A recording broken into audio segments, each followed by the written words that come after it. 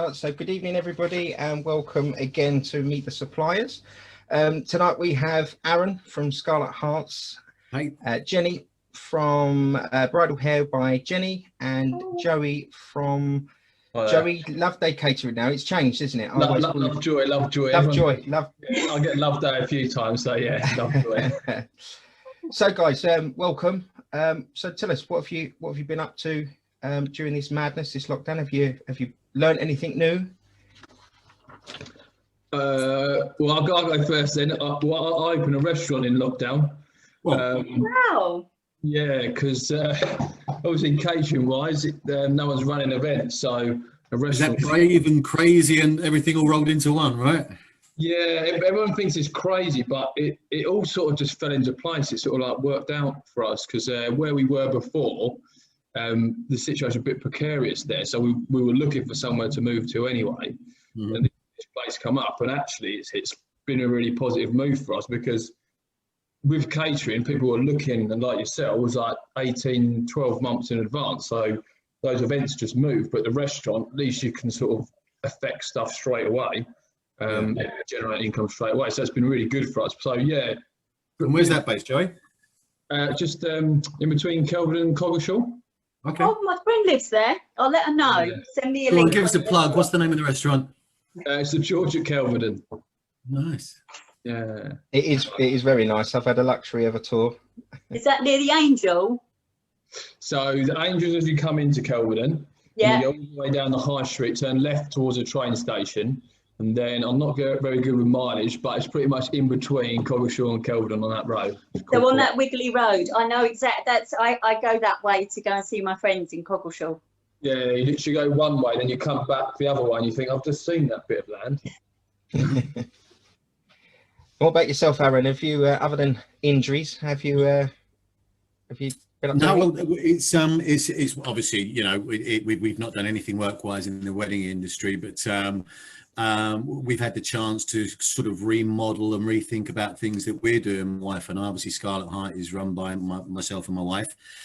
And so we've got exciting new things that we're going to go forward with in the future, some children's parties and also some online stores. So that's been a good thing. And obviously we're just sitting waiting now, poised and ready for the green light from Boris and the team to let us know when we can start doing what we do, you know. So yeah, it's been yeah, a fun time and a testing time all rolled into one. But it kind of, you know, you work out who you are in times like this, don't you? Absolutely. And who you want to be surrounded by. Absolutely. And what about yourself, Jenny? What have you been up to? Well, I've been working on the business, still taking a lot of inquiries in, and not last year, but the year before. I started to build a team because I was turning a lot of weddings away. So someone said, you know, you really need to have a team. So I've been working on that team and sort of getting the weddings in for them for, you know, 2021, 2022, and spending time talking to them. Obviously, I can't work, with them at the moment. And the other thing I decided to do is, I know a lot of people jump on sort of like to learn hair and stuff. Now, I've been in the actual wedding industry itself for 15 years. So I didn't want to go and learn other people's hairstyles. My brides love what I create. So I decided that I would take up Kung Fu. And just to say, I did my grading. I was so worried. So I just thought I have got to get beyond white belt. Otherwise, this is just truly embarrassing. Seeing as my son as well, who's 7, had just graded. So at 8 o'clock, it was literally, they were leaving us till last because they were doing the hardest ones first, and you're watching all this serious skill going, oh my God. And I literally got to right at the end, and they're like, right, white belts, and I passed. So I am now not white belt, Jenny. So no messing with Jenny anymore. Yeah, no. So was this like Zoom, like Kung Fu you were doing, or were you actually going to classes and it was social distance? Both. So obviously I started, about August time. And then you could have the class and social distance. And obviously, if you were working near pads or something, you had a mask on, you had visor on. Obviously, as the lockdown happened, he continued with the Zoom lessons. So you would be doing your skills, and he would be watching you. So it's still, you know, he literally, you have to wear the belt, you have to wear the whole gear in front of him, and you have to call him Sifu. You know, so it's still quite formal, and he would tell you off if you weren't doing it right. So it's a bit of both, really. But I look forward to get back. What made you do it? What made you do it? I wanted to learn a skill that I didn't know, that I had no clue. So let's really challenge myself. So I know that some people, some of my colleagues, they'll go and do what's in their industry, but I thought, actually, do you know what, let's do something different for myself. And the Kung Fu is something I've always kind of looked at, but just gone, well, that looks good. I mean, I can't play any kind of ball sport, guys. I cannot catch a ball, you know, literally. Even trying to play tennis, my husband go, I'll teach you. No, he gave up and said, okay, you really are that bad. So this is something that I felt I might be okay at, but you start with skipping, and you know, the super quick skip. So I sort of walked in there doing like a 7-year-old skip, you know, where you skip in front, and seriously embarrassing. And he used to literally kind of, you know, be having a go at me about that. But then my skipping got better. So then I started to realise, you know, I'm still not up to some of their standards, but, you know, I'm going to give it my all. Why not? Yeah. So I'm quite intrigued, Joey, because I know your catering business has been around for many years, I think, in the family and stuff. So why don't you sort of like just tell us the history behind it, how it got into wedding catering, and yourself, your involvement, where did it start? And how have you got to where you are today? Yeah, okay. So I'll take you back to 1963. So that was the point that my great uncle bought it off someone else. So the history before that, we're not really too sure of, but so there was a bit of history. So my great uncle bought the business of someone at that point. And then again, because I wasn't around at the time, my uncle got involved as an apprentice. So he was working with my great uncle, and they had what was called Rome's Restaurant in Malden. And a few more of the elder guests might know of that place. It was down Promenade Walk, I think it was, or Edwards Walk, that was it. So they had the catering business and they had the restaurant. And then I think it was 1972, my uncle bought my great uncle out and did it by himself. So they were doing the wedding catering the whole time. And he said it was more sort of like town halls and like village halls. Like no one ever really had wedding venues, and it was always going out. So he was doing sort of 4 or 5 events on one day, but they're all sort of village halls and places like that. And so then he moved to where we were last. I think that was about 2000 and what we're now 21. So it was about 2013, I think. And that's when I went into business with him, because I was actually working for the MOD on sort of defence projects. But it's quite a big organisation. It's quite sort of archaic, and it's a bit of a dinosaur, really, the MOD. And nothing ever changes there. And I thought, I just want to be part of something where I feel like I'm making a difference. I'm a bit more dynamic. So my uncle actually asked my brother originally, would he be interested in going to business with him, because he was out of work. And it was sort of good time. I thought, well, you know, I'll give it a go. I'll go into business with my uncle. I've worked with him before. I've worked in the kitchen and waited and everything else since I was about 14. But, you know, not worked with him full time. So I thought I'll give it a go for a year. If it doesn't work out, then I can always go back to the MOD and start again. And that was 8 years ago. And then I bought him out 5 years. So I've just been doing it myself for the last 5 years. So. What made you want to be the wedding side of it, Joe? What prompted you to hit that market?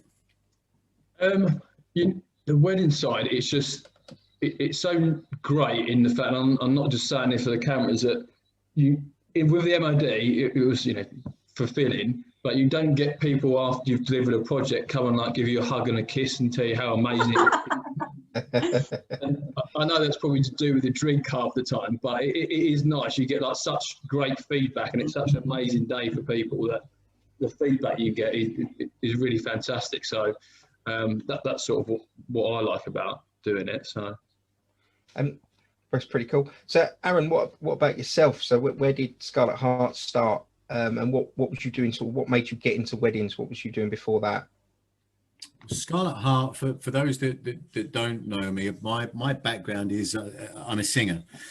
I moved off to Spain.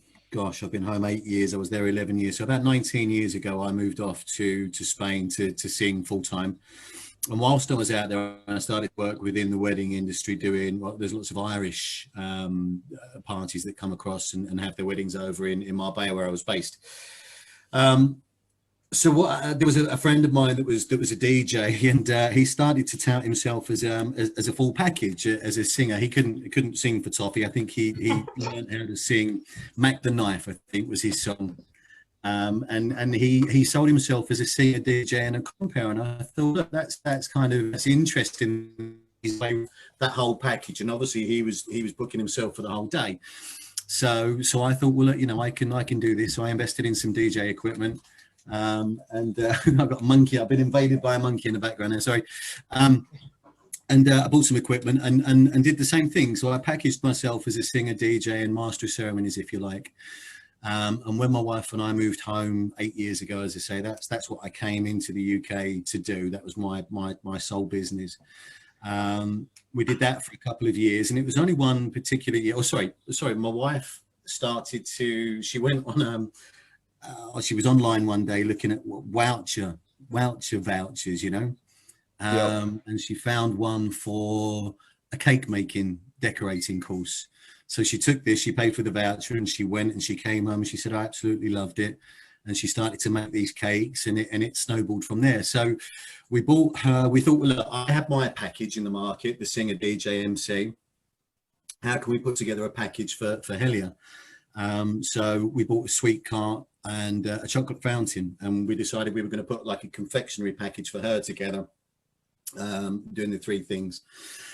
And then one year we were doing a wedding fair up at the Kingscliff Hotel, and we were side by side with our stalls, and one particular client came to us and said, look, you know, if we book you both, would we get a group booking discount? So we said, yeah, of course. And it was only when we went home that night that we scratched our heads and said, look, you know, why don't we add to this? And we thought about it, and we started to advertise out that we could do other things, you know, the centerpieces, the decorating, and it kind of built from there. We bought things as people booked us, and we knew what they wanted for their weddings. Then we went out and bought what they wanted for their wedding, and then that stayed in our stock, and we built up our stock that way. So here we are. I think we're now 5-6 years old.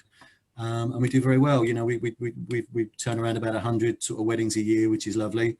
And I think we've got quite a nice sort of steady reputation within the industry from it, which is good. But it grew from there. So from having two separate packages, we then put them together and then built on it, listening to what our clients want. And that's what we fundamentally do at Scarlet Heart, is we tailor our weddings to suit what people want. And then obviously if it's not in stock, we'll add it to our stock, and then we can go forward from there. Perfect. Very good. We'll come back to it, because I've got some questions along what you sort of touched on, and some have come in for you already, but I'm going to go to Janine first and just get Janine's history and background in hair and how you've ended up where you are today, Janine. Andy, it's Jenny. That's what I know. I did correct myself second time round. Do you know, there's a really, really funny story to that, because I was at the Essex Wedding Awards, and this was a few years ago, before you were there, Andy. And you know, when you just think, I'm really excited and my name's going to be called out, and he called me Bridal Hair by Jeannie. So, and there was actually someone called Bridal Hair by Jeannie. So, oh dear. You get up and walk with your arms up like that triumphantly. Let me tell you, I know, I was just like, no. But let me tell you why the I and the E. So when I before I left school, I wanted to go and do acting. That's what I really wanted to do more than anything. And my mum and dad said, look, we can't afford to send you to drama school, so you would have to go to school after school. Now that thought filled me with horror. So I was like, what else do I like to do? And then the hair thing came up. So I started to Saturday girl, went into work. I started full-time work after a discussion with my headmaster at 15, okay? I kind of went in there and said, look, the boys have been able to do a 3-day week. It's sexist. This is me at 50. It's sexist if you can't let me. So there I was working full time, and I worked in hair salons, and sort of worked my way up to management. And then I started to go into the salons that really looked after the hair, so organic companies and things way before their time. And I started to use particular products. Now everyone in that salon would go out with that product because I loved it, so everyone had to have it. And then one day the rep came in and just said, you know, oh, I'm going. I said, maybe I'll go in for your job. And so I ended up working for this product company for 6 years. And I was doing everything from training, working in the best salons in the country. So that's really good fun. People that are really high up that you see on TV all the time, you know, in the magazines and everything else. And then I became sort of 6 years in, I became quite disillusioned. I was sort of going out, creating new businesses and things. And I'd drive to there in Oxford and back in a day and things like that. And it was sort of getting tiring. So I decided I might as well go for a full sales job. So I went to Thompson Directories, and I used to work in advertising, just because it's something I never did. I love to challenge myself. And I worked with them for 6 years. So I've done the 6 years, 6 years. And basically, when I had my daughter, it was a fantastic job if you didn't have children, you know, and you could really get into it, and it was an amazing job. But when you've got children and a family and commitments, it really wasn't good, and you still had to work like 4 days a week. And if you were ever any good at the job, you'd have a day off anyway, and you'd still bring in the figures. So that's all they wanted. And so I decided that I wanted to leave and that I would go back into hairdressing, but what to do? Now, at the salon, I always used to do hair updos and things like that, because lots of hairdressers used to be very scared of them. So it was like a general progression. And then I kind of looked into the market of bridal hair. Now, this is 15 years ago, and it was very niche. And so I decided that that is what I wanted to do. I did my first wedding fair at the Lawn, literally armed with a few pictures and model, and got my weddings from there. And obviously back in the day, the wedding fairs, you would literally walk out with 15, 20 weddings straight off, because you didn't have the social media. So this was your platform, and your only platform. So you know, that would all happen on the day. And it started as more like, you know, you progress, don't you? So it started more a hobbyist business. So I do like 20 to 30. You know, last year set to do sort of, I do around sort of 80 odd a year now, which, you know, is quite a lot of weddings, considering there was only me. So, you know, I needed to build a team to be able to take on more weddings, and also to take a load. So if I had a big wedding, I can cater for those big weddings. I can have more than myself there, which then can cut down on the numbers, because obviously, as Andy knows, you know, as a photographer, the last thing you want is a, you know, a stressful morning and hairstylist that is not getting your bride ready on time. So I always speak to, and Andy will remember this, always contact and just sort of say, you know, what time would you like the bride ready for? Because that is the time that they need to be ready for, not the time that they're getting married or the car's picking them up. So that's how I got into the business. But instead of the 6 years and 6 years, it's been 15 years. So, you know, like you, Aaron, I am so passionate about the wedding industry. I don't do normal hairdressing anymore. I just do bridal hair. And my studio's not got basins or anything in it. It's got veils and hair jewellery and everything but the dress. You know, they have a glass of bubbly when they come in, or two. Obviously, driving permitted or not driving, they can have two.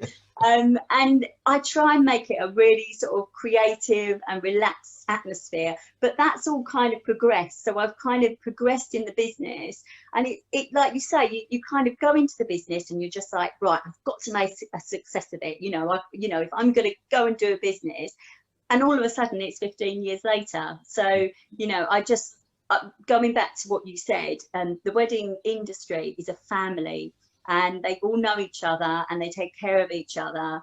and they truly love what they do, and they want to look after their brides, really. So I think what you were saying, Joey, it's addictive because it's such a lovely feeling to have a happy bride, that you're literally so excited for them. You know, you're looking at the weather, aren't you? Or, you know, you're helping them do something which is above and beyond what you would normally do or expected to do as your job. But it's an addictive job. It's such a lovely business to be involved in. Yeah, right. I think you're absolutely bang on. I think what happens is like you say, it is a family. And I know myself is I will get a bride. I send a supplier list about 2-3 weeks before, so I know who's who and who else is going to be there. And you read down the list and you're like, oh, they're lovely. I've not seen them for a while. Or oh, great. Oh, I love working with them. And you get quite addictive and exciting. You think, oh, thank God for that. I'm glad I'm working with so-and-so. And you just always have that feeling, I think, about it. But I'm just going to jump to a couple of questions just before they disappear. Victoria Aaron has asked, have you found, I've lost the first part, but I remember a little bit of it.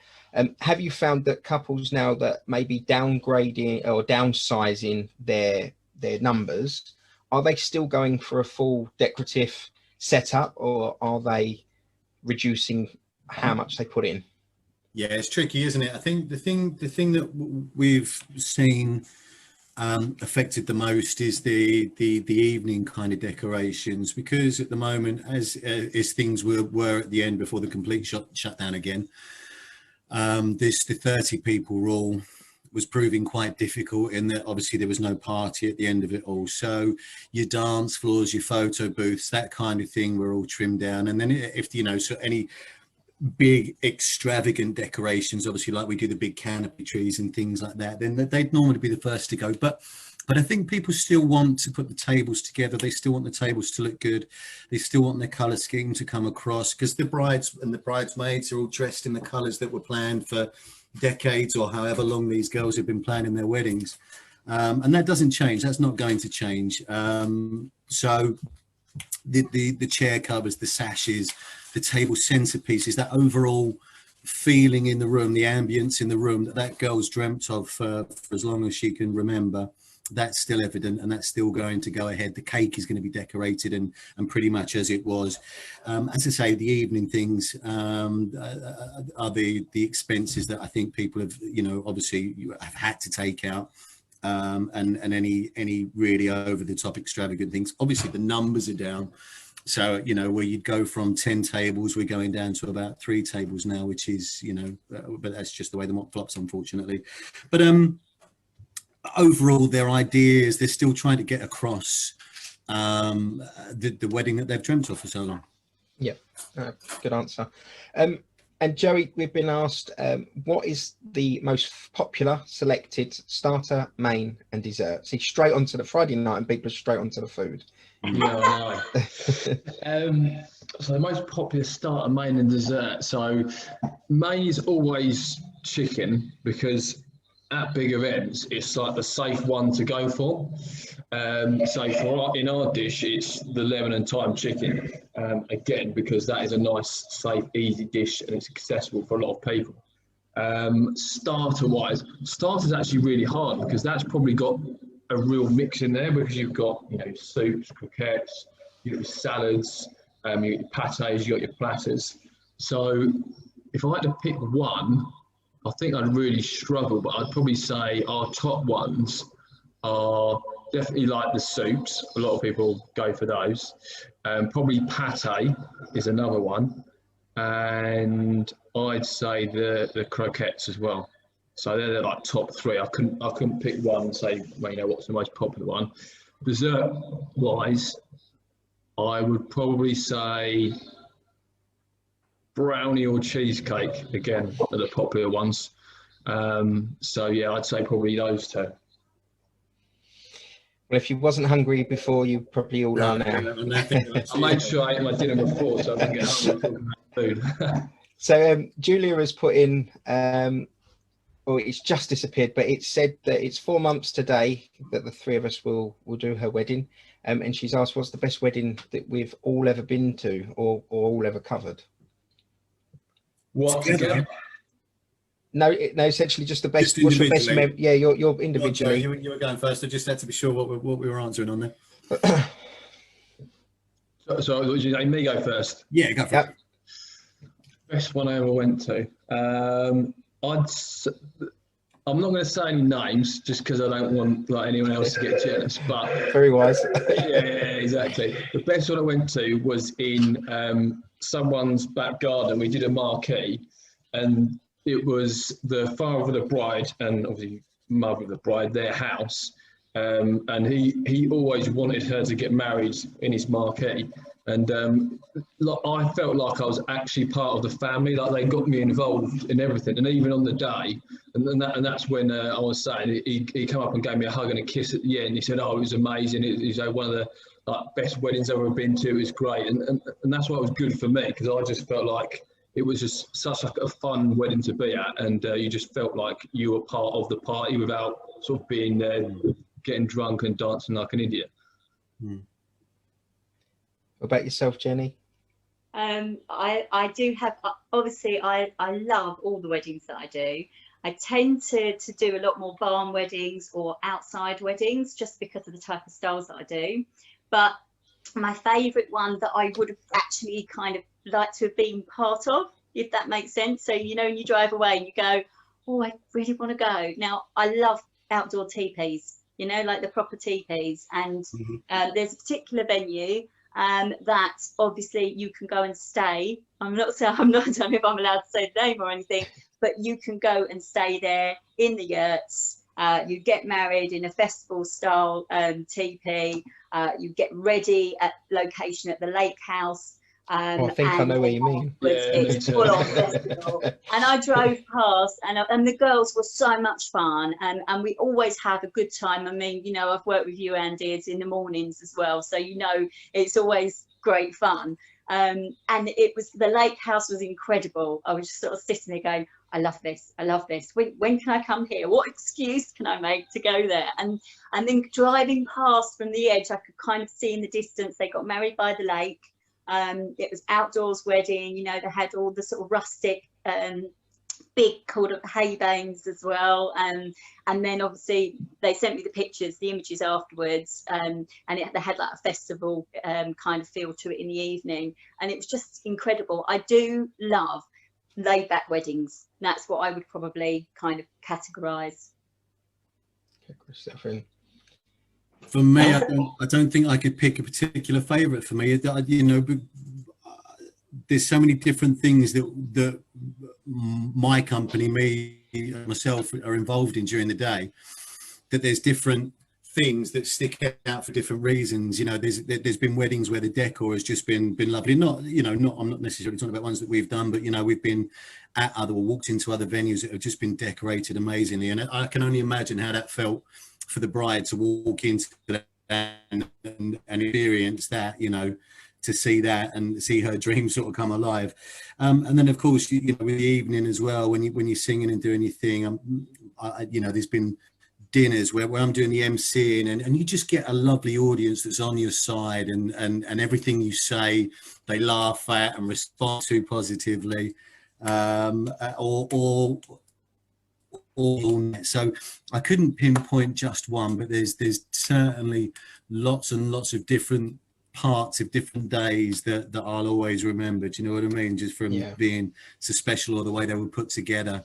And Joey's right. You know, there's a few times that I've been invited, and actually, you know, sat there at the tables. You know, I'm there all day, so it's, you know, normally Andy and I are out the back somewhere having a plate of sandwiches whilst the dinner goes on inside. But there's a few occasions where we get included and your name's there on the table plan, and you sit there and you get to talk to all the guests, which makes my job as a singer and a master of ceremonies even easier, because you're kind of breaking the ice. You're getting to know these people and what you know gets them off. You know, it's so things like that really sort of stand out. It's it's a great job, and for me, going back a few points, when you talk about the buzz that you get and how addictive it is, for me, it's only addictive after I've seen that bride's face. Up until that point, it's the most nerve-wracking time and stressful time for me. You know, we're putting together the room, and I've started to sing. I've done the ceremony. I've seen the bride. She's come in,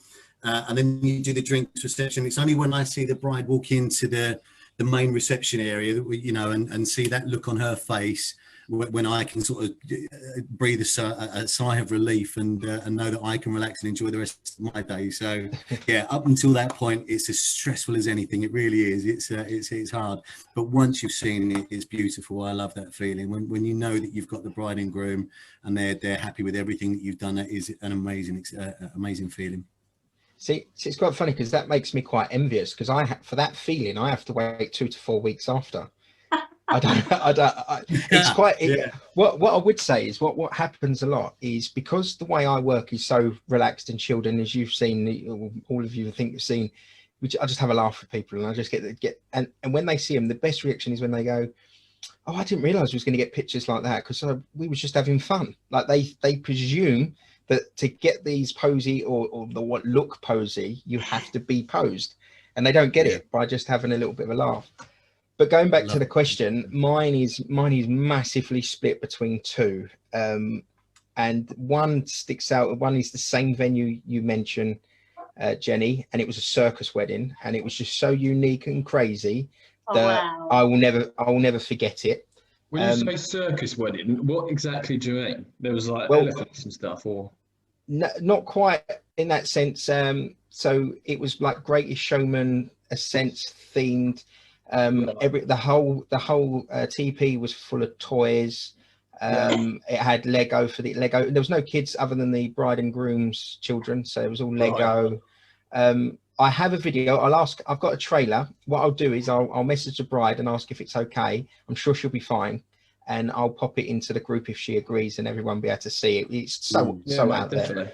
But the other one was Santorini, and it okay, the location, but to take the location away, I made a group of friends. Like, I genuinely am as close as family to the bride, especially the bride and groom, as what I am to people I've known 20 plus years. And to say that because it's the only time for me where where you going? You're not going back to your hotel, you're staying. Like, you're not going anywhere. And that never happens. And then you become, and at 4 o'clock in the morning, we was in the main bar in Santorini. Bride was dancing one end of the bar, groom in the middle, and all of us guests, which I then class myself as, down the other end, dancing on the other end of the bar. And it was just the memory and the experience was just phenomenal. And like I say, you just build up a relationship. So that always, it helps being in the sun, obviously, but yeah, it wasn't the main reason, I promise. A question again, it's disappeared, but I quickly jotted down some bullet points from it. Simon asked, he said, I've got to remember this, do you think now where weddings essentially could potentially be booked smaller? So as I spoke about, I don't know if anyone see last week, or was it earlier this week, that I said I think the lid will come off, it will go boom, because now it's acceptable to have small numbers, where before there was this pressure to have this massive 100+ guest wedding and people just couldn't afford it. So couples that potentially been together a long time might now go, come on, we can just have 50 of our friends or 30 of our friends, and that wouldn't be questioned now, where maybe it would have done in the past. But the question really is where weddings cost per person will become cheaper, do you see there another avenue where people are going to spend more money in a different area? So like to what you, maybe more so Joey and Aaron, in your sense, do you see that happening? I can't see it in mine. I could see it in yours, Andy, or I could see people spending more money now on the videography side of things. If you're going to have a smaller get together, or then I think a larger amount of money will be focused into doing something more special in the video side of things, maybe. It's funny. It's funny you say that. My most popular book package for 2020 was live stream. I sold so much of it. It's the only bit of business I made. Can I add to that? Of course I know you probably think with hair that it's probably the same, but I was lucky enough to do quite a few weddings last year. And what I did find, and I actually I got a feature on Boho Weddings, like blog, basically the weddings that happened last year and how amazing they were and the bride's experiences. And what I found is that people will concentrate more on the decor, because actually creating an intimate wedding is about the lighting, and it's about the decor, because all of a sudden you are creating a different atmosphere. So what I have noticed, and when I'm talking to brides, I'm sort of like, you know, make sure the decor is what you want, make sure it is creating that lovely intimate atmosphere for you, because it's a completely different thing. So when you do have a smaller intimate wedding, you can put more lights in, and you can add more flowers or create a different look that you may not be able to use that space before. So that's what I did notice, and nothing actually about my industry, but certainly with the weddings, they were adding the lanterns and some of them the trees, but definitely lighting. Lighting seemed to be like a big main thing that seemed to sort of transform. I mean, we all love Christmas. I mean, I love twinkly lights. Yeah, I've still got them outside, not my Christmas tree, but I've got twinkly lights outside, some branches, and I think that sort of lighting can create such a different mood that it's instant. Yeah, no, I agree. I mean, I guess from my perspective, that's like a really good question, and I don't know which way people are going to go with that, whether they're going to sort of stick to the same traditional dishes, but for 50, it doesn't really make too much difference with us from catering. But if they're going to drop their numbers right down to smaller numbers than that, then they can potentially afford to be a little bit more daring with their dishes, because that would be a lovely thought, wouldn't it? Yeah, if you're picking for 50 people, you're often thinking, I don't know the taste of everyone. Like, think of my 50 closest friends and family. I think I don't know what half of them eat. So cut that down to 15, 20, you probably have got a good idea. So you could go for, maybe I'll go for the duck or the lamb rump. So yeah, potentially people could be going more that way for the smaller weddings, but yeah, it's a tough one. Because you have to be safe, don't you, with wedding menus, nine times out of 10, only because of eating habits or maybe allergies and things like that. So you have to play the safe option, don't you, most of the time? Yeah, and I always say it to couples is, what's the most important thing when you're picking your menu? Is it something that you like or that your guests like? Because if you're spending whatever pounds on a meal for 100, 120 people, that quickly escalates. And if half of them don't like it or don't eat it, then you're going to be gutted at the end of the meal thinking, wish I hadn't gone for that dish, because all those people probably wouldn't pick it when they went out to eat at a restaurant. So yeah, you have to play it quite safe, to be fair. And Joey, while you're just talking about the food side, someone said, would it be in the thought process to maybe host wedding receptions like meals and stuff at the George? Is that an option that you've considered?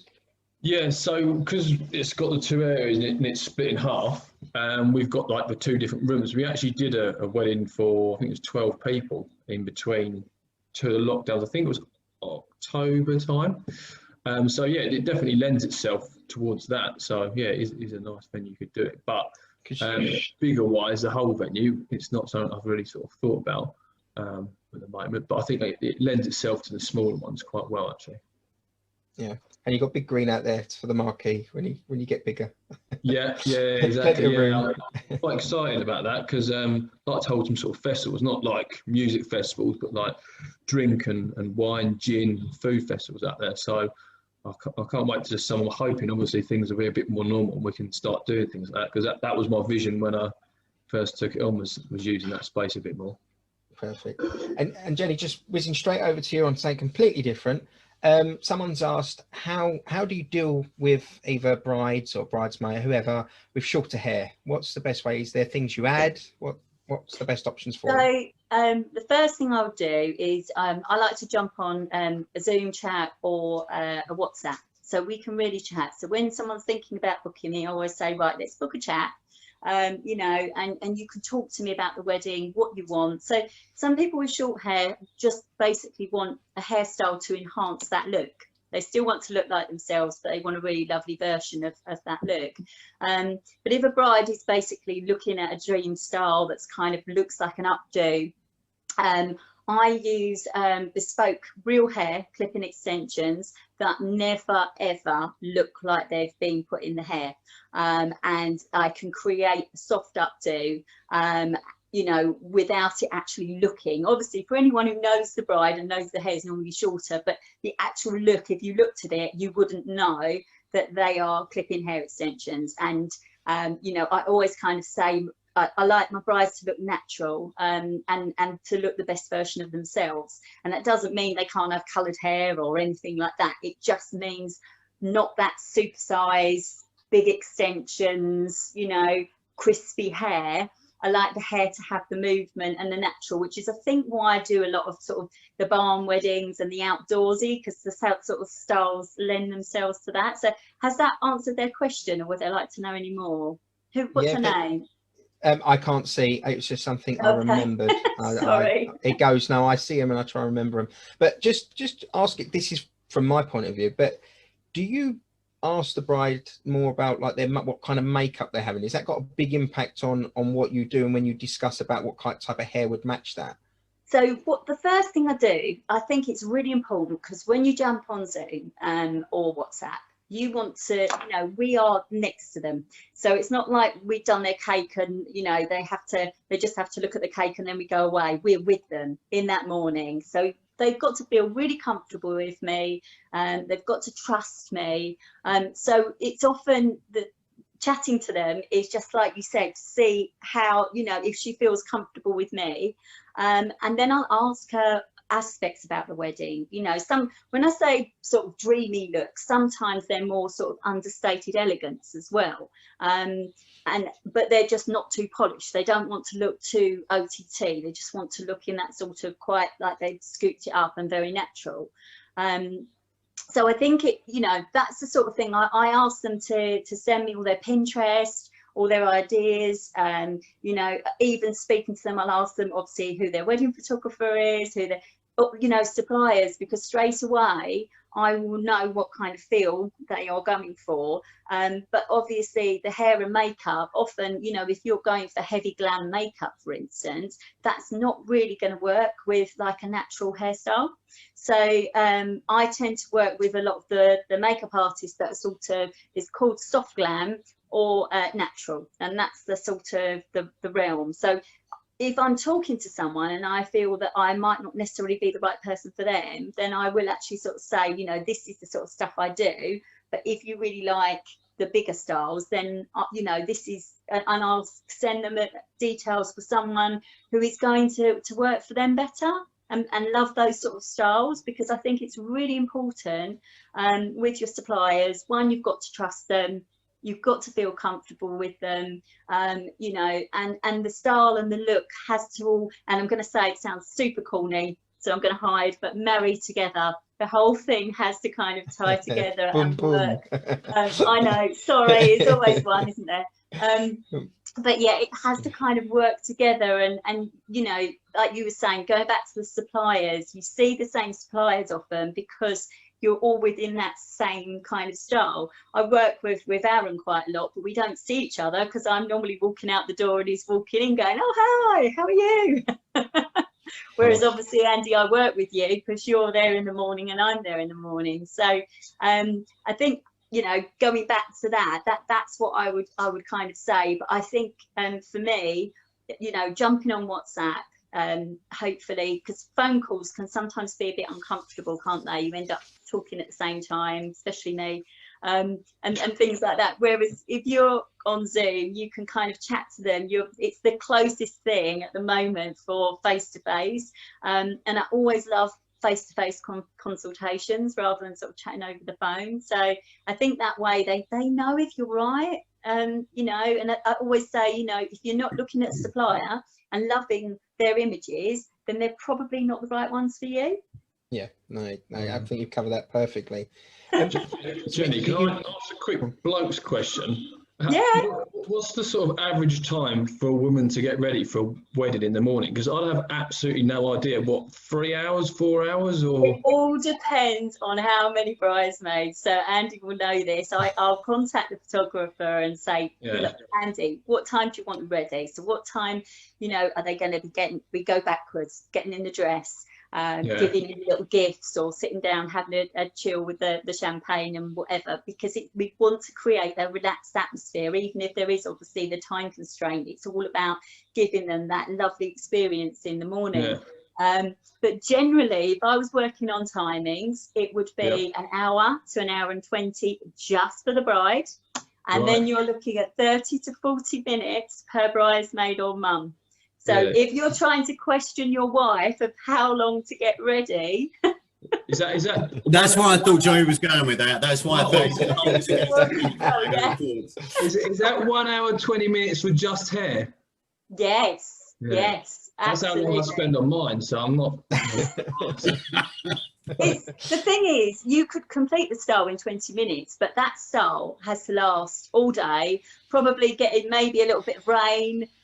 Maybe they're running and jumping about or whatever, so that has got to last. So that is why the hour and 20 minutes, because it's all about prep. I've got and I can vouch for that, really, Jenny, because we done a wedding on the hottest day of the year. I think it was 2000, might have been 2019. I think it was. It was, and it was absolutely lovely, and those pictures were incredible, and I still use them because I had so many brides ask for that style. And she went for she always loves her hair down, and we kind of threw in the wild card. So she just said, my dress has got this most incredible back to it, love to show it, but I hate having my hair up. Now I do hair really soft, a really soft effect. So the hair up isn't that straight pulled, severe look. And so I threw in the wild card at the end, and that's what she actually went with. So that was lovely. But the morning, it was just, they were so much fun, weren't they? And the bridesmaids, and we had, obviously, with the mum, with the zip as well. We had a little bit of a nervous situation where, and it was nothing, it was basically the faulty zip, but she ended up kind of with pins. And of course, it was hot. So she'd gone upstairs. It was, the heat rises. So hot, and literally she's kind of had to put something over herself just to kind of cover the bottom of the zip. But it was, I still love those pictures, and I still speak to her. She still follows me on Instagram, and it was, and that's where we met, wasn't it? And then I think the second time was a drunken evening at Essex Wedding Award when I was The less said about that, less said about that, the better. But no, where I was going with that, Jenny, is a compliment really to you, in the sense that was the hottest I've ever worked in. Not necessarily the temperature side, but just the sweaty side. It was so humid. It was dreadful. There's no night. The weather in that sense was dreadful.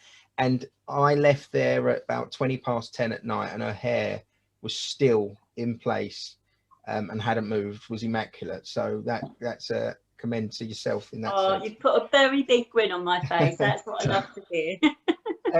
So Aaron, there's a question for you, mate. And I did laugh when I see this, because obviously I poke my head in. I go, all right, Aaron, and you're like, yeah, I'm all right, mate, I'm all right. And you're back to the van, and you're back. I go away, I photograph the bride, and then I see you later. How long does it take you to set up, and at the end of the night sit down, or do you have times where you do it the next day? Things to what time allowance should they allow for their venues? Gosh, this is. I know I'm not looking for sympathy or anything out there, because we do love what we do, but let me tell you, a wedding day for me starts at probably 7 o'clock in the morning, when I get up and go to the unit to load the van. Obviously my wife and I would have already done all of the prep, so ironing the sashes and making sure that everything cakes are done, the wedding favors done, the table plans printed, so that's all pre. And then on the day at 7 o'clock we load the van. We get to the venue normally for about 9 o'clock, and then I'm 1 o'clock, setting up the wedding. ready for you guys to start your wedding at 1 o'clock, 2 o'clock, whatever it is. I then start to work as a singer and compere for you, and I'll be doing that all the way from I have to clear up for another 2 hours and then home. So a wedding is like a 20-hour day for me. Do 4 of those back to back every week in the summer, and it hurts a lot. So we have to be on top of we're ironing 4 weddings in advance. On the Monday we're ironing all the Saturday weddings, because we can't, there's time to do those in between. So it does become a bit of a mad dash, and we have to be on top of ourselves. And we will probably trim things back and do more, sort of work more, not exclusively, I don't mean that, but we'll limit the numbers. Obviously, when we started, we wanted to do everything. We wanted to please everyone and go out and take everybody's business, but it hurts. It does hurt. I'm not going to lie. Helia's up working through the night making cakes. There's been times when she's got into bed as I've got out of bed because she's just finished decorating the 4th wedding cake. And it's, behind the scenes, there is a lot of work, as we'll tell you, as Jenny will tell you. There's a lot, and we wouldn't do it if we didn't love it, I suppose. That's, without being too corny. It is long. But you don't feel on the day when you get going, we sit down, as I said earlier on, Andy and I would normally sit down when the guests sit down to eat dinner. We have our sort of time off together there, and we'll sit and eat and put our feet up for an hour. We get back to it all again. And with that in mind, the day goes so quick before you know it, it's over. And there's so many times you get to a wedding and you look at your clock and you think, geez, it's nearly done. I blinked. It's such a cliche, isn't it? I always remember people saying to me on my wedding day, "You wish you had a pause button." It's so true. I remember looking up from my head table and looking out across the room at all my friends and family, thinking, Christ, it's 10 o'clock p.m. now, and I've still not spoken to those guys over there or anything to them. And I thought it was such a cliche thing to say in the beginning, but honestly, it does. It goes so quickly, and you will wish you had a pause button at some point in your day, because it will just go. It really does just go. And from our point of view, from Joey's, Jenny, my point of view, the day goes quickly, as hard as it is, and as grueling as it can be, especially on a hot day. It goes quickly, and you don't sort of have too much time to worry about it, I guess. It's funny because you said you looked out at your wedding day and looked over and said, I ain't spoke to them. I looked out at my wedding day and thought, who are these people? My friends are all at the back. Lucky. Our wedding was different. My wife and I, we got married in Spain where we lived at the time, and we just had about 40 of our friends and family fly over. And our wedding was about a week together. It wasn't about a day like it is in England. I often sort of compare the two, and really appreciated how we did our thing, because I got a week with my family and friends. We sat and hung out. We lived in the same place, like we're all in the same complex together for a week.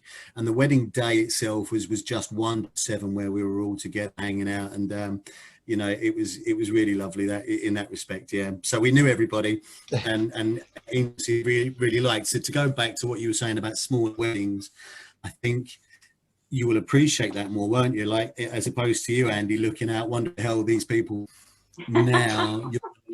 And you're going to know that you're with your closest and nearest and dear. That's going to be something to look forward to, isn't it? Well, I say it tongue in cheek, but you're absolutely right. You do look. But for me, my father-in-law was one of 7, and she was the first granddaughter of my wife Lauren to get married. So everybody had to come to our wedding because she was the first child. So yeah, that's why I always say tongue in cheek and joke. But no, moving on to that subject with you, Joey. So what would be the minimum requirements for someone looking for a venue, and what sort of timescale do you work to have you in? When you say minimum requirements, you mean minimum like kitchen? Do they have to have a kitchen, or can you cook that at your hut and bring it along, or if someone's looking for a venue and they're considering an outside catering, and you are in the running for that choice? Is there a minimum requirement that they need to look for in a venue? So I'm going to say no, but there's a little caveat of a yes. So we work in marquees, and sometimes all you get is a tent. So you literally bring everything that you need. So you bring all your ovens, your hot cupboards, your fryers, your water boilers, and all your crockery, cutlery, everything, glassware. But the yes bit is we do need running drinking water to cook some of the stuff, and obviously for people to drink from. And we do need electricity as well. One of the big things is sometimes so hard to convince people to get a generator, but that can be like a make or break for a wedding, because if you're trying to plug all these different devices into someone's mains, it just totally trips out and it will keep falling out. Mm-hmm. And Aaron has probably got experience of that, where you've got all the catering stuff in, plus then the DJ stuff in, and then God knows what else, band. It trips out. And I think for sort of £400 or £500, whatever it costs, investing in that to make sure all the power requirements are there and nothing's going to cut out, because on your wedding day, you don't be running around tripping out fuses. I think that's a worthwhile investment. So I'd say minimum requirements is sort of not much, but they are the water and the electricity is like the base and space is basically what we need. I think that's worth just echoing that point that you just made, because I didn't even think of that, but now you've said it, I've cast my memory, and I reckon there's at least 20 weddings in my knowledge straight away that I could list off that have had power cuts because they didn't have the right amount of supply electric. Really, it's a great shout. Yeah, and it's a nightmare when it all pops all the time. There's nothing worse. Yeah, so I think I think anyone listening, that is such a massive point. If you're going sort of out where, if like you say, a TP, a tent, a marquee, wherever, that is massively important. If anything, I think that's up the top end of your list. Not if we can afford to get a bigger generator, we should. I think. But yeah, for me, that's mainstay. That should be there, because it so much hinges off it. And again, like you said, Andy, I've had weddings where people have been plugging it into their house and it's been extension leads, and you're following the extension lead around their garden to figure out where it's gone to, and then you've got to find the fuse board. And, How about this? At the end of dinner, when the caterers have got the industrial coffee machines and they're boiling those outside, and the ampage that comes from those just pops everything as well. I know, it's a nightmare. But there had a second part to that question, Andy. I missed that. What was the second part? So I've done the minimum requirements. So your time, how long does it take you guys to get everything ready? So where would your morning start?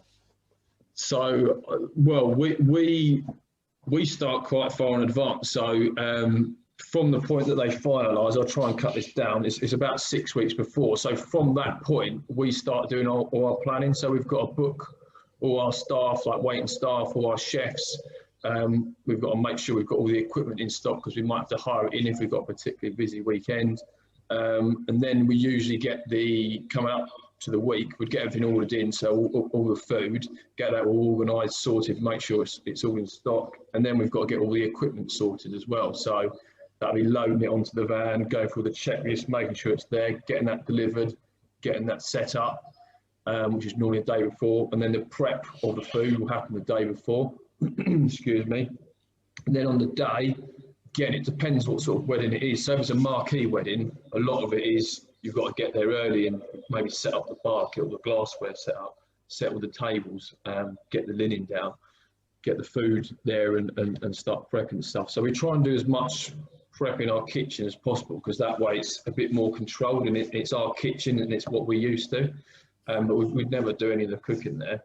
So we do most of the prep there, and then we do the sort of like cooking and finishing off and getting ready there. So it does depend. I'd say most of the time sort of a 7-8 o'clock start in the morning, and it does depend what they want in the evening. So if they want a bar, sometimes you go into 2-3 in the morning. If it's just sort of evening food, sometimes it's 10-11 at night. But then, like you guys, you've got everything loaded in the van, you've got to get it off the van, then get it all washed up and cleaned, ready, packed away and all organised for the next wedding. Yeah, but so in your package, or whatever you name them, collections, package, services, is linen and all of that always included, or is that an additional thing that they choose, or is that just standard? It comes with anything that a couple books with you? Yes. So when I first went into business, my uncle, he used to add everything on, and for me, it made it too complicated for the customer. So literally now we will include everything within all our packages. The only thing we don't include is glassware, and that's because every venue you go to, there's like a different setup. So not everyone needs glassware. But yeah, you get all your crockery, your cutlery, your linen tablecloths, linen napkins, all staff, delivery set up, washing up, everything's all included in the package. Any kitchen equipment you need, so any fryers, ovens, all the gas, everything's all in the package price. And again, that's just to make it as easy for the customer as possible. Right. Now, the reason that side got my attention was when I got married, we had our own caterers. We didn't get married at a venue as such, and I didn't choose a caterers because they sent me a price list to hire knives, forks, plates, cups, saucers. And I've got to be honest, I said to them, I'm not sitting down. And there was like 3 types of forks. I was like, I'm not sitting down doing that. Where the other caterer was like, no, don't you worry, darling. We will take care of you. We will do everything. Tell us what you want. And I thought, well, this is what I'm paying for. I haven't got to sit here and write an itinerary of how many forks. And then there was a deposit for each fork. I thought, no, thank you. And the last thing you want as well is, say it's for 100 guests, and for some reason you accidentally put down 90 or 80. You don't want to be worrying that there's not enough forks or spoons or anything. You want to know someone else has got that sorted. Yeah, exactly. No, perfect. Jenny, back over to you. Somebody said, because we was talking about hot weather, someone's put there that, have you got any tips to staying cool, just generally, or and more so the hair, I suppose? I think obviously that, you know, when I'm working with someone, sometimes, you know, it is a really hot day, or, you know, the mum's getting hot or whatever, which tends to happen because, you know, the mums, for them, it's just as important. They want to look amazing, or the mums are the brides and the grooms. There's a product that I can use around in the scalp that kind of cools the scalp and stops the head from sort of getting too hot. And when I'm talking to people at the trial, you know, these are things that we discuss. So we may decide that actually she, you know, she feels hot, she gets hot easy. So let's put hair up. Let's, you know, work within, you know, if you've got really thick hair and it's a really hot day, then the worst thing you can do is have your hair completely around your face. So it's even, we did a wedding years ago, and it was at Leomani. And we got them ready in Colchester, and it's this old building. It's a hotel in Colchester, but the windows are really, really old, so you can't open them. and the hotel was bringing us in fans because it was so incredibly hot in there that, you know, and we kind of literally changed people's hairstyles on the day. So the bridesmaids were originally going down. It became obvious that in this atmosphere, they were just going to absolutely, you know, sweat. So we went with updos, and myself and the makeup artist, it was that hot that when we finished, you know, after having the fan was obviously banging on the bride and the bridesmaids and mother. And as soon as we finished, they put like a champagne in the bath with ice. And we literally both plunged our hands into the ice, because obviously you can cool down your wrist, you cool down your body, don't you? Because it was just, and I think that's probably one of the hottest. It was probably even hotter than when I worked with you, Andy. It was like it was just so humid.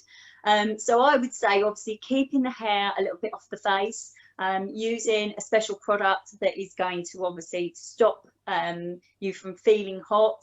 And not applying, you know, if you're going to get hot and it's a hot day, then, you know, a heavy veil. So, you know, consider what kind of veil you're going to have if you are getting married in what would normally be a hot month.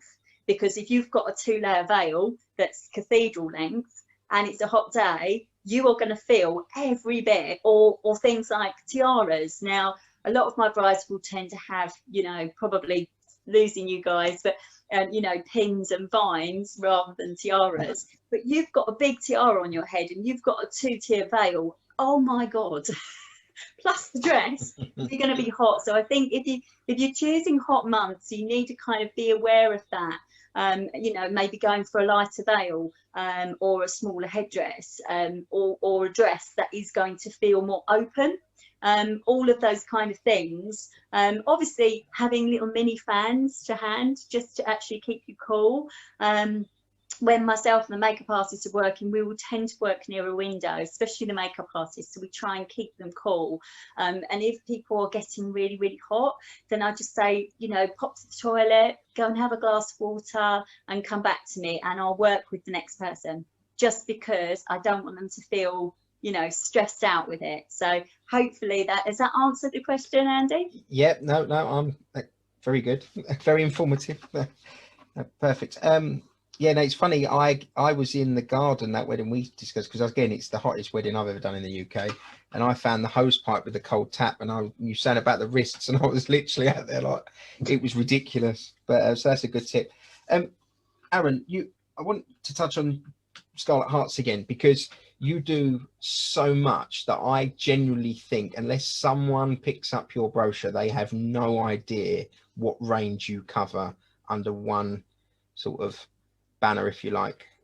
So tell us, like, from literally, obviously we've touched on the decal and the DJing and that, but what's the other bits you do? Because I know you do cakes, you even, I know personally you even offer video services and photography services all within, so you're a one-stop shop, which we should all boo, but no, it's very good.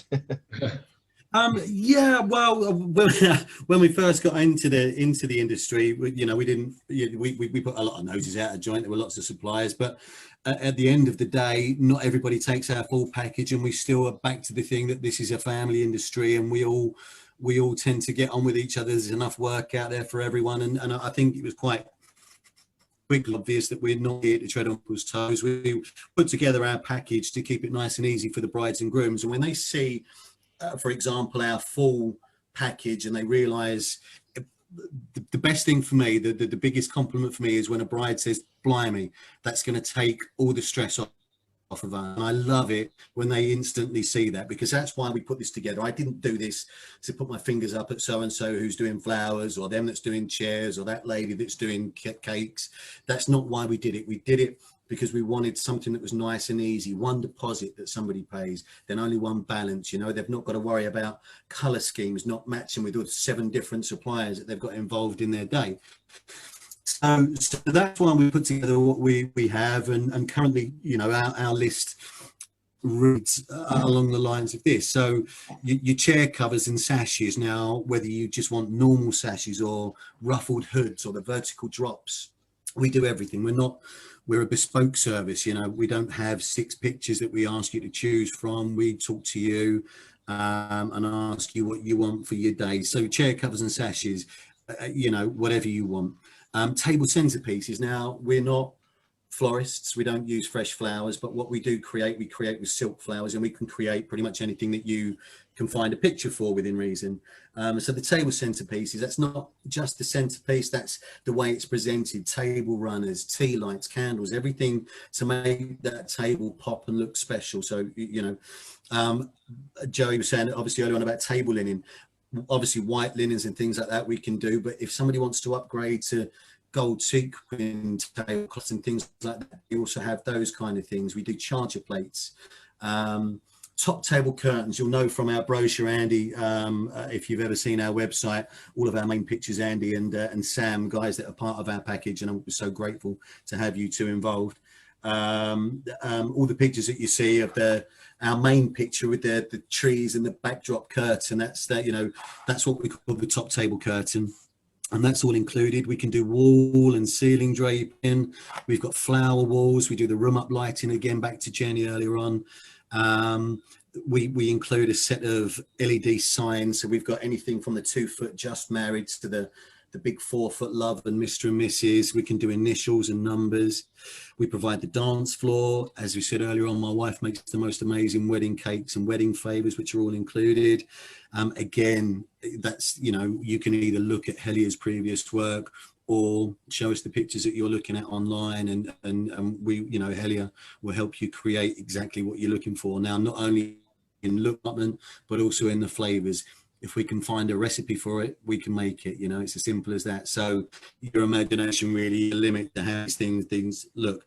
Over to me on the day. I'm there to do the entertainment. So I sing, I DJ, and I host. I work as your master of ceremony. So I look after the audience. I make sure that everything's organized so that you guys aren't having to worry about, are your guests knowing where to go and how the day is going to run. That's my job along with the venue manager. So we'll take all of that stress from you. I will sing, I will entertain, not just in the evening. A lot of people just look at the 7 till midnight, but your guests are there from like 1 o'clock. What happens during the photographs when Andy's got you all off having pictures?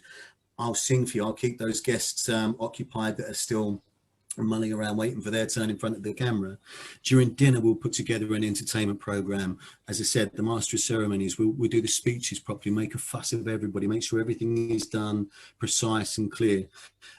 We also provide photo booths and we just bought the big throne chairs as well, so those are all available. And then, of course, as I just touched on, we've got photography and an all-day photography and videography package that Andy and a good friend Sam put together for me, which honestly, as I said earlier on, we're so lucky to have you two guys on board offering us the amazing price that you've got. So all in all, we cover everything. The only thing that we don't do, obviously, is Joey's job and Jenny's job. You put the clothes on and make yourself look good. Joey's going to feed you, and we pretty much have got the rest covered, along with Andy and the other guys that we've got in our package. But to reiterate, it is all bespoke. So it's not a one size fits all. We'll sit and work with you. It's one price fits all. We don't change the price at all. So if you go for the full package, it's on price regardless of what you want in there, how you want the cake to look. Centerpieces. If you want a small one or a great big show-stopping one, it's all included in the price. Perfect. Like I say, because any clearer? Everything that we do.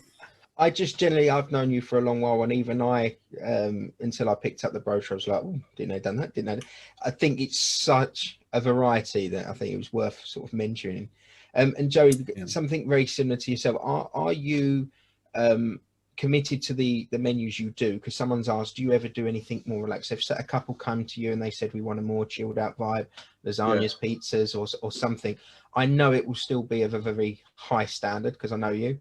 But would it be, because it's not going to just be a lasagna in a pot, it's going to be presented to the highest level, I know. But would that be something people could come to you with? Yeah, definitely. I always say to people, our menus are a guide.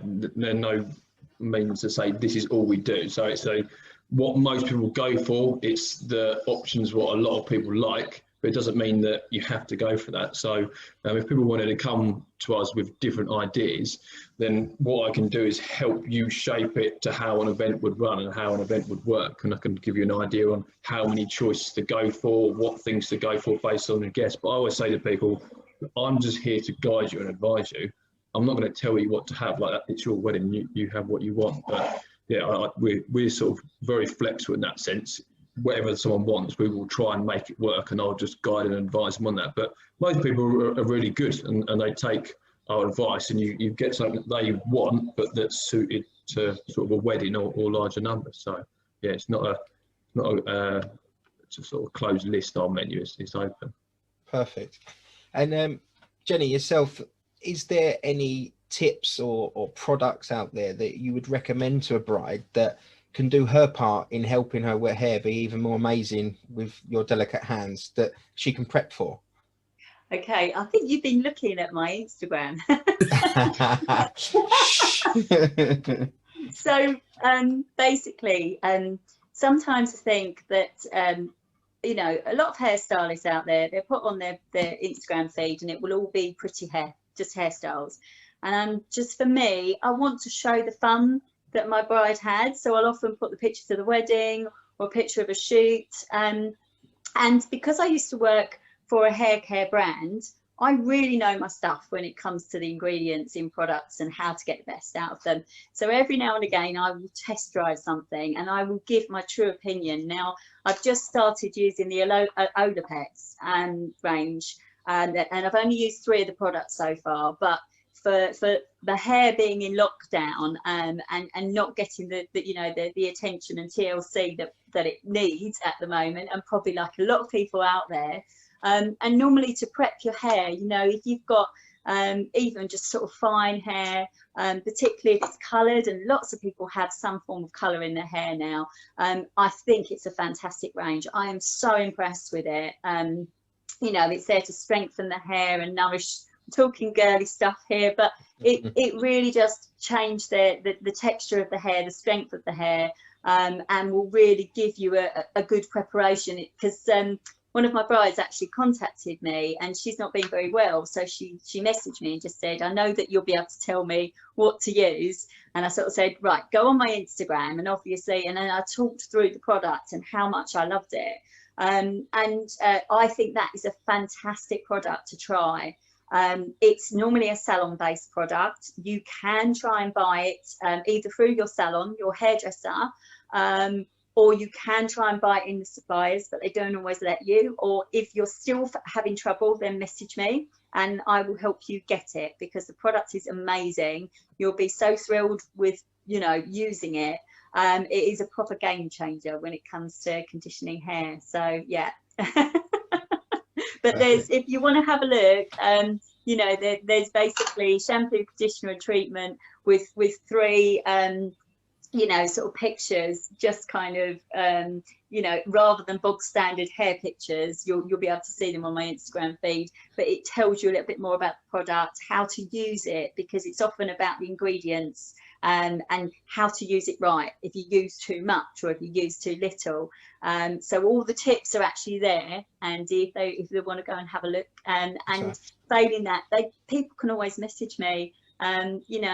Sometimes I'm giving hair advice, sometimes I'm recommending suppliers. I think that when you're in the wedding industry, you were always kind of trying to help that bride in any which way, aren't you? So yeah. Yeah, we all become wedding planners in our own right. We do, don't we? And I'm sure your first message will be Joey. No, but so someone's asked, I don't mind answering it, and if any of you want to add to anything I say, but someone's asked, we think wedding receptions will be happening in July? Now I am not stupid, but I'm overly confident that yes, they will. I honestly believe that when you think July, I honestly believe by May we will see a vast improvement into what life is now. I think weddings will return. The only thing I would say is your numbers is a question, but I don't believe we might start off, but July, I don't believe we're going to be in a position where you can't have an evening, you can't have music.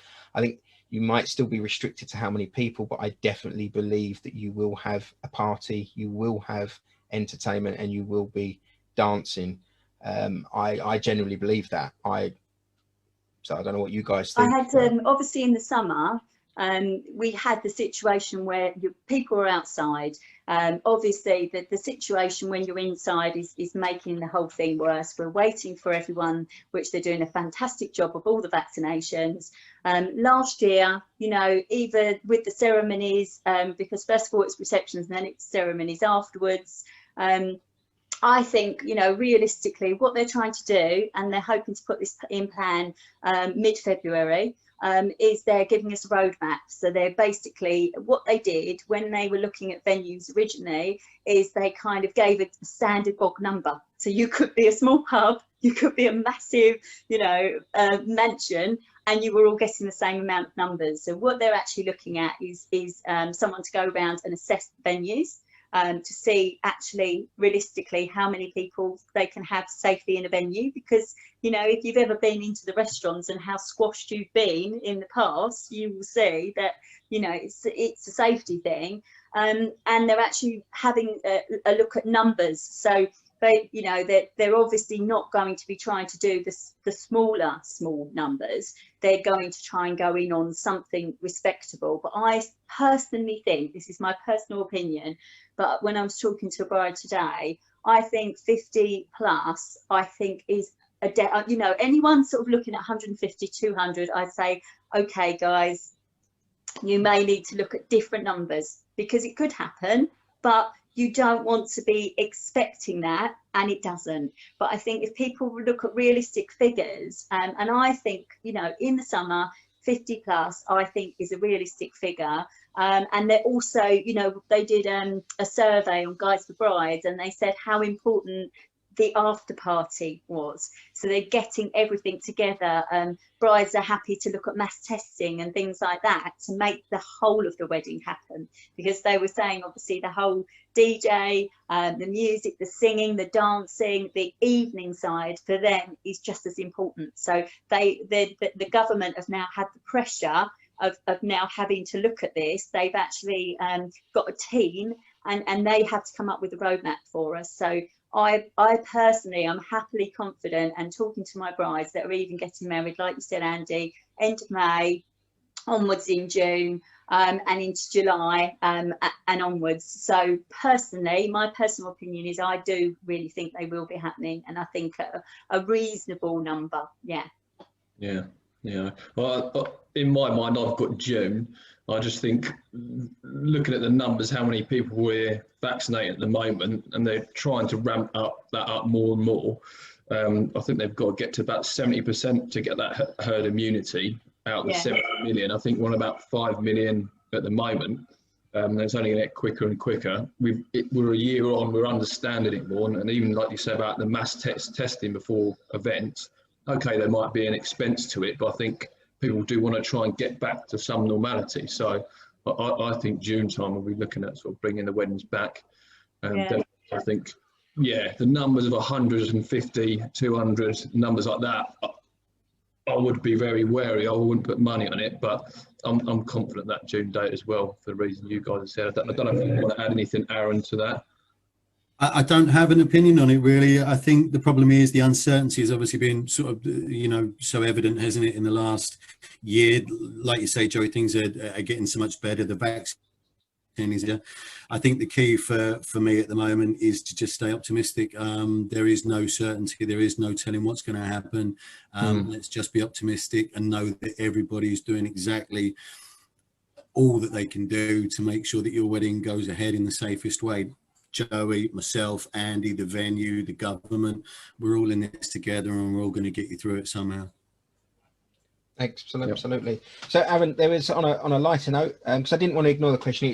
I don't know if the lady's still here, but she'd asked it a little while ago. But someone asked, what is your, I think I know the answer to this, Aaron, but what is your most popular requested song to sing? Oh, God, without a shadow of a doubt, anything Ed Sheeran. He's just been the king of the wedding. He's just been the king of the wedding songs, hasn't he? Like, you know, if it's not one, he's then releasing another one. So that's been the standout artist. Not particularly a song, I suppose, but perfect. You know, he's done a few, hasn't he?